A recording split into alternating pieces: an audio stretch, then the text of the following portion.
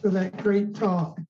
Next, we have another giant, Dave Nagel, who I think is ready to talk about where and how LENR occurs.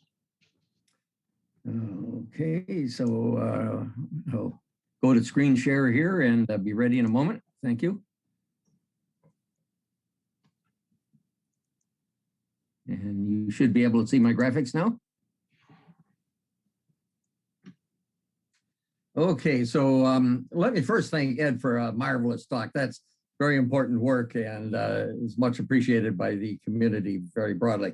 Also, thank you for the introduction, Fran, and the organizers for the chance to talk about two aspects of LENR, where they happen and how they happen.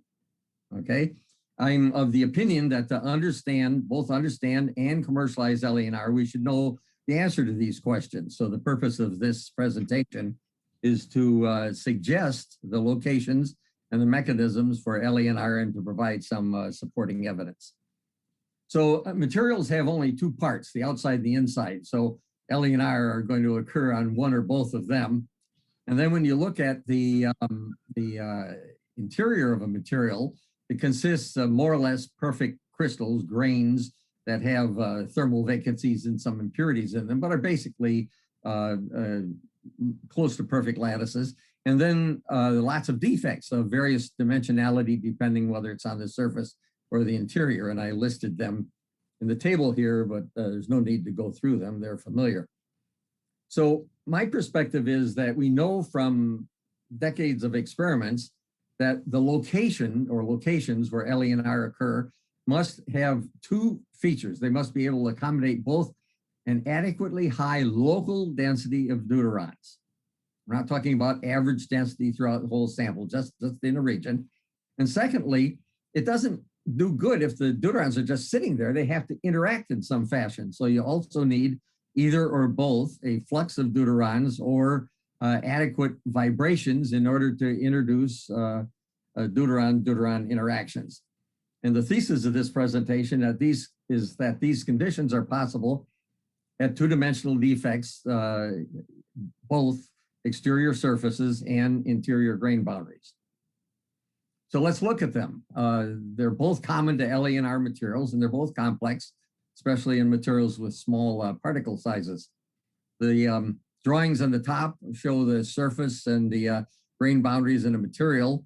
The images at the bottom consist of real data. On the left is a scanning tunneling microscope picture of a platinum rhodium material that has carbon on the surface, showing the individual atoms. And on the right is a transmission electron micrograph of part of a barium titanate sample. And it shows the lined up atoms in the lattices and where they come together in a grain boundary. Now, grain boundaries are a mess.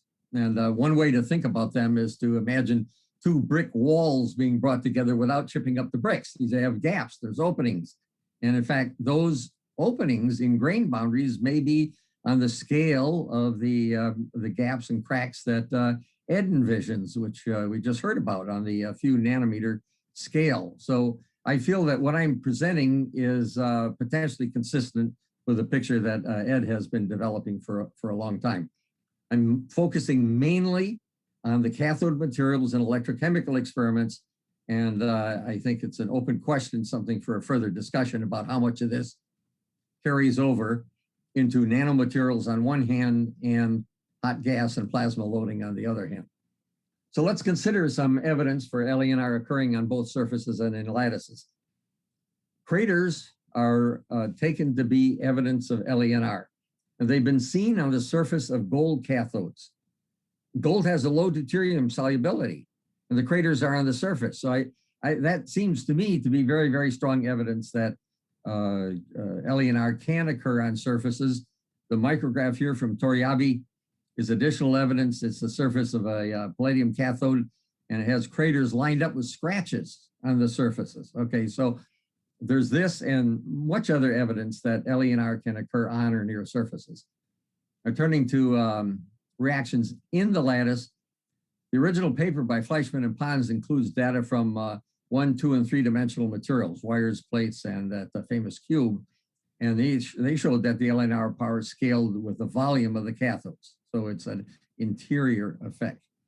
But I assert that wherever LENR occurs, you need the combination of high local concentrations, adequately high local concentrations, and either or both high fluxes or vibrations of the deuterons. So diffusion came up in Ed's presentation, and this is a one graphic summary of a surface, grain boundary, and lattice diffusion. I remind you in the second line that the distance over which a diffusion can occur is the square root of the diffusion coefficient and the time. The graph is a plot of inverse temperature versus diffusivity. Happens to be for silver. I couldn't find one for palladium, but I'm confident that it's similar for palladium. And it shows that surface diffusion is much more rapid than grain boundary diffusion, which in turn is much more rapid than the diffusion through lattices. The slopes give the activation energy. It's easier for atoms to hop around on surfaces than in grain boundaries, and it's much easier for atoms to move in grain boundaries than through lattices. The image on the right is a picture I took in the mid-60s when I was studying intermetallic diffusion. It shows titanium in dark diffusing into niobium, and you can see that it surrounds the grains. The grain boundaries are like super highways for diffusion in this case, and I'm sure also in the case of protons and deuterons. And after the grains are surrounded, then the diffusion into the grains occurs at a slower rate. Now that's sort of the good news. The other news is that grain boundary segregation of impurities is a well-known process that allows the low-level impurities to migrate to grain boundaries and to, in a sense, plug them up. So you can imagine it's like a super highway, except sometimes there's a lot of traffic. Okay, so this question of grain boundary diffusion is very complex in all respects, structurally, chemically, and in its temporal and flux dependence. Now the diffusive flux depends on the concentration gradient. Second line gives the equation. It's the diffusivity times the derivative of concentration with respect to distance for the one-dimensional case. And the flux of deuterons entering palladium is really very high because the gradient is very high. There's an incredible swarm of deuterons on the surface of a cathode in an electrochemical experiment. The plot here is from Celani and his colleagues. It shows essentially time or charge to the right and the absorption rate given in moles per square centimeter per second. I translated that into how many deuterons go through every lattice face every second. And by lattice face, I mean the little red square on the cartoon in the bottom.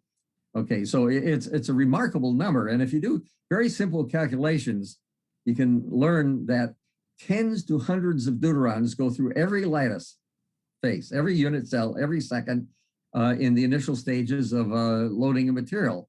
So we can have an incredibly high flux to supply the deuterons to the places where the LENR actually occur. So the natural question is how to test this thought that grain boundaries are important for the generation of LENR.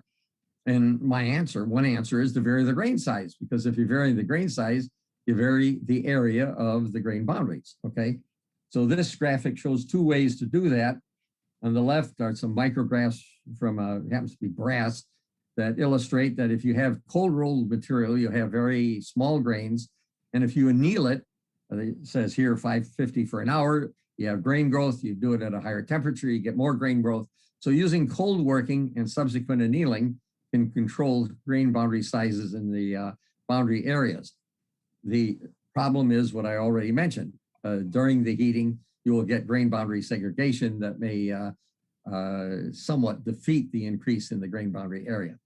On the right is a powder metallurgy approach, not unlike what Ed used, where you squeeze together powders, sinter them, and you can vary the grain boundaries and sizes and, the grain sizes and the boundary areas.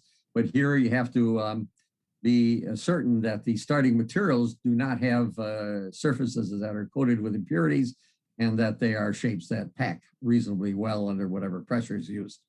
The third method to vary the grain size is to load and deload protons or deuterons into a material, you'll refine the grain size in that approach, which is not shown here. So anyway, I'm offering a challenge to experimentalists if they think that the grain boundaries are important in the production of LENR. There are multiple ways forward to test this in the lab.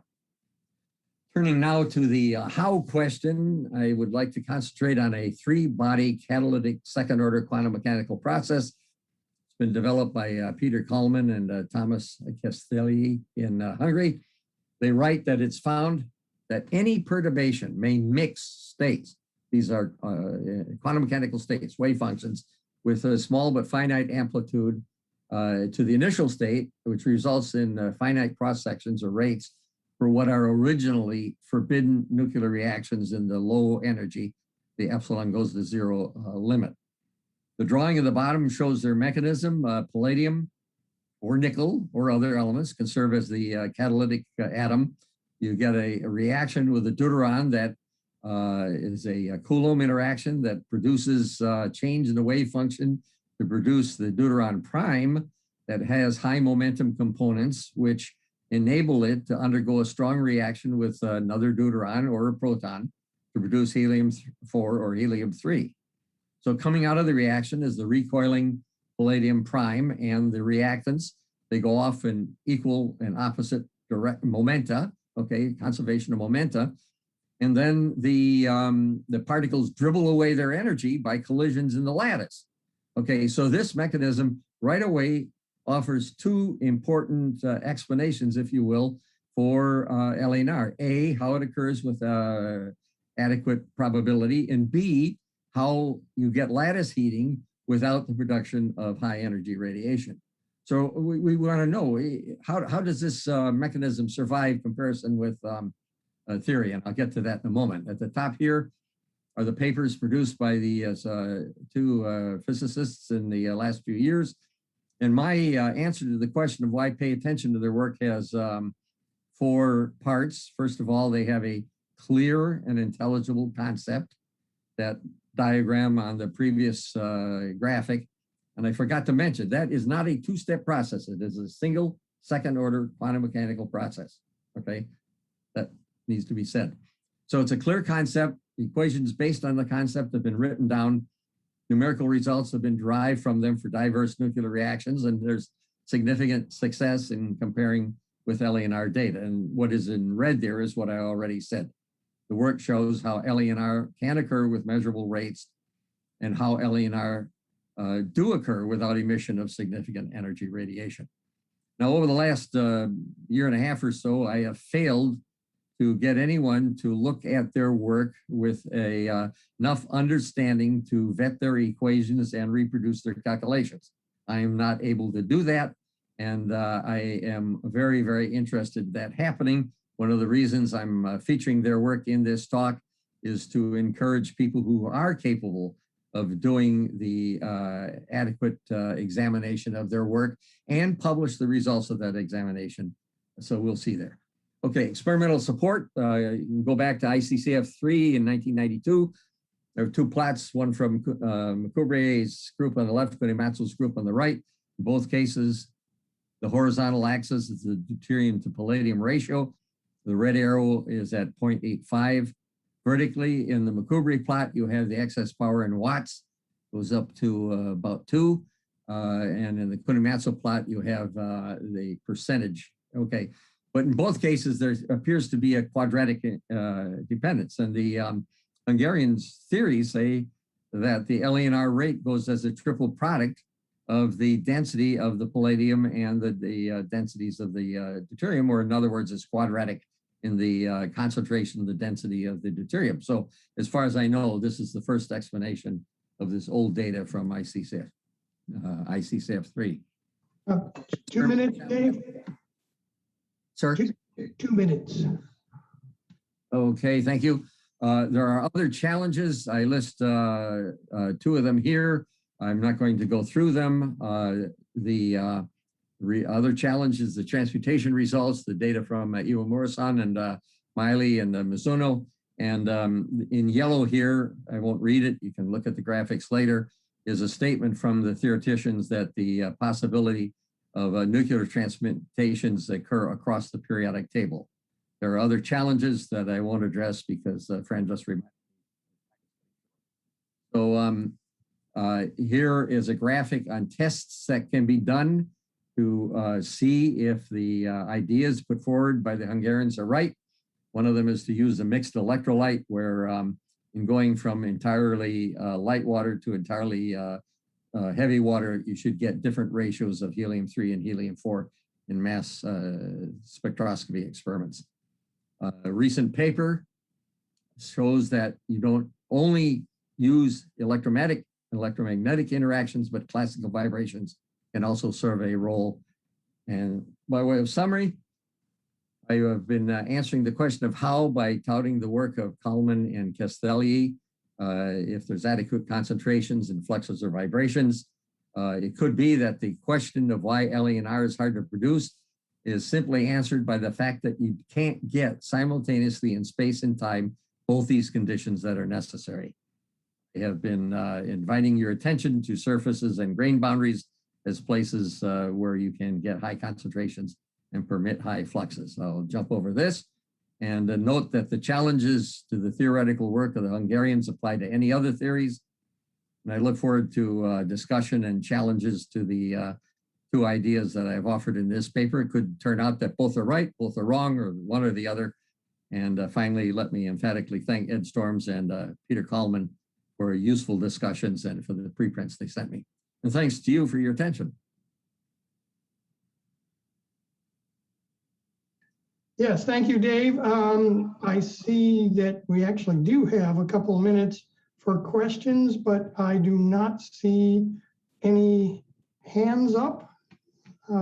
I guess your explanation was so well presented that nobody has any questions. Well, that's almost certainly a measure of it being too fast to be intelligible.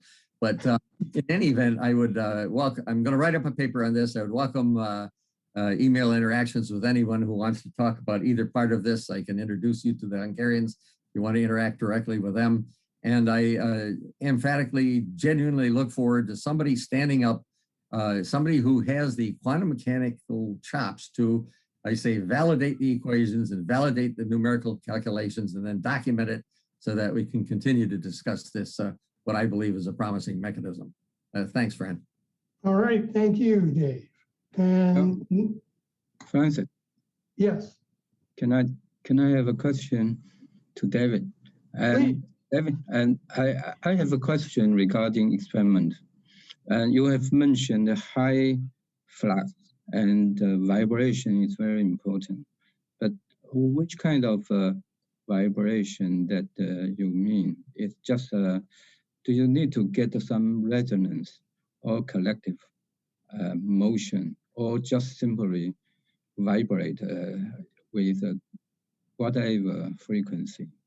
Yeah, that is a very good question. Thanks, EQ. The new paper from Hungary talks about coherent vibrations. Okay, and that will be available soon. It's been sent to PhysRFC for potential publication. The vibrations introduced by temperature could be causal, or they could be nothing more than what Ed suggests, namely a means of getting deuterium to the reaction sites. The fact that there are different activation energies ranging from 140 millielectron volts to 940 millielectron volts from different experiments says that it may not be as simple as diffusion only, but that's an open question right now. So the types of vibrations and the relative importance of fluxes and vibrations are on the table as important questions right now. Thanks, EQ. Thank you. Well, can I have another question, or we can go to discussion later? Yeah, why don't we go to discussion later, because I know we're okay.